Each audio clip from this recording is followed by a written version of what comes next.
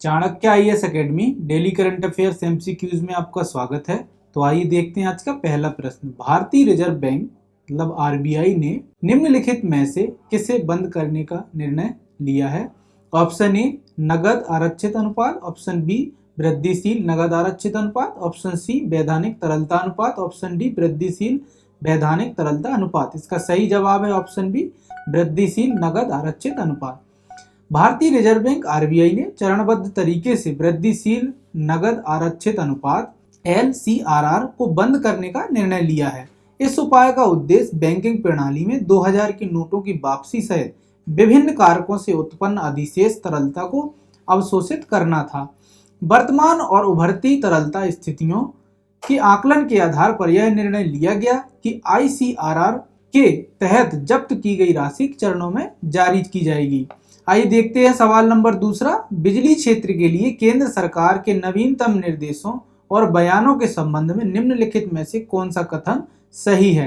कथन एक कहता है सभी घरेलू कोयला आधारित डीसीबी बिजली उत्पादन कंपनियां केंद्र, राज्य और स्वतंत्र को अनिवार्य रूप से खुली बोली प्रक्रिया के माध्यम से 4% कोयले का आयात और मिश्रण करना होगा।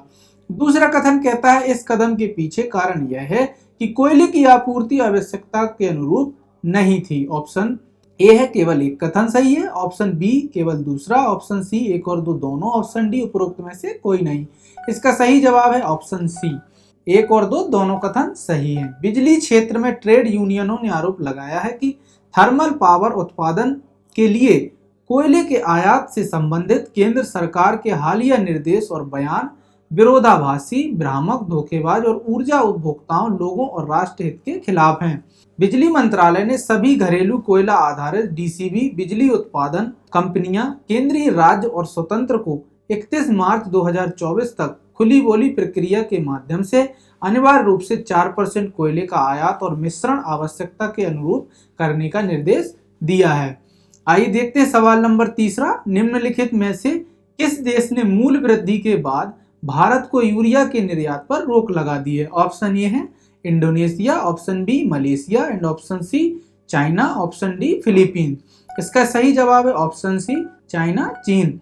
मूल्य वृद्धि के बाद देश द्वारा निर्यात पर अंकुश लगाने के बाद लगभग 5 लाख मीट्रिक टन यूरिया चीनी बंदरगाहों पर रुका हुआ है। चीन के शीर्ष उर्वरक निर्यातकों में से एक CNAMPGC होल्डिंग लिमिटेड ने कहा कि वह सक्रिय रूप से निर्यात में कमी करेगी और घरेलू आपूर्ति और मूल्य स्थिरता सुनिश्चित करने के लिए हर संभव प्रयास करेगी। राज्य के स्वामित्व वाली China national offshore oil company NOCC ने भी अपनी सहायक कंपनियों में शरद ऋतु में बुवाई के मौसम से पहले घरेलू बाजार में यूरिया आपूर्ति को प्राथमिकता देने का आग्रह किया है। आइए देखते हैं सवाल नंबर चौथा। कभी कभी समाचारों में देखा जाने वाला इसके जो स्टैचियम अंडमानिकम किससे संबंधित है? ऑप्शन ए है यह बांस की एक प्रजाति है जिसका उपयोग पुनः प्रायोज्य भूसे के रूप में किया जा सकता है। ऑप्शन बी कहता है अंडमान और निकोबार में पाए जाने वाली बुलफ्रॉग की प्रजाति है। ऑप्शन सी है कोरोना वायरस का एक नया प्रकार है। ऑप्शन डी है भारतीय तेल सर्डेन प्रजातियों में गिरावट के लिए जिम्मेदार एक आक्रामक प्रजाति है। इसका सही जवाब है ऑप्शन ए बांस की यह एक प्रजाति है जिसका उपयोग पुनः प्रयोज्य भूसे के रूप में किया जा सकता है। सिजोस्टेचियम अंडमानिकम एक बांस की प्रजाति है जिसका उपयोग पुनः प्रयोज्य भूसे के रूप में किया जा सकता है। बांस की प्रजाति सिजोस्टेचियम अंडमानिकम की खोज लगभग 3 दशक पहले अंडमान और निकोबार द्वीप समूह पर की गई थी। बांस की इस प्रजाति की विशेषता एक पतली, बड़ी, खोखली, खड़ी कलम तना है जिसमें लंबा अंतराल होते हैं और इसमें भूसे के रूप में विकसित होने की क्षमता भी होती है। बांस की प्रजाति में जर्म प्लाज्म केवल अंडमान के कुछ वनों क्षेत्रों में पाया जाता है और भूसे का बड़े पैमाने पर उत्पादन प्रजातियों की व्यवसायिक खेतियों पर निर्भर होगा। आइए देख लेते हैं सवाल नंबर 5वां।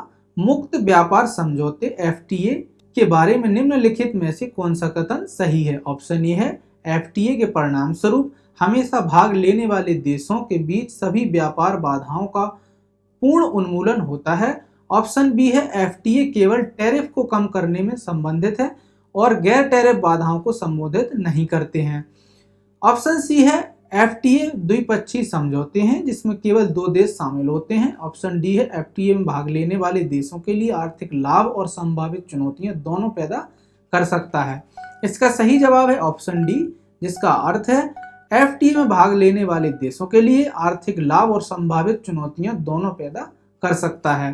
FTA भाग लेने वाले देश के लिए आर्थिक और लाभ संभावित चुनौतियां दोनों पैदा करने के साथ साथ FTA के लाभ हम जान लेते हैं, जैसे व्यापार और निवेश में वृद्धि जिससे रोजगार सृजन और आर्थिक विकास हो सकता है। उपभोक्ता के लिए कम कीमतें क्योंकि सामान अधिक सस्ते में आयात किया जा सकता है। प्रतिस्पर्धा में वृद्धि जिससे नवाचार और बेहतर दक्षता को बढ़ावा मिल सकता है। तो आज का सेशन हमारा यहीं समाप्त होता है। हम कल मिलेंगे अगले नए सेशन के साथ। हमारे चैनल को लाइक, शेयर एंड सब्सक्राइब करें। धन्यवाद। Don't forget to like, share and subscribe to our channel and press the bell icon to never miss an update.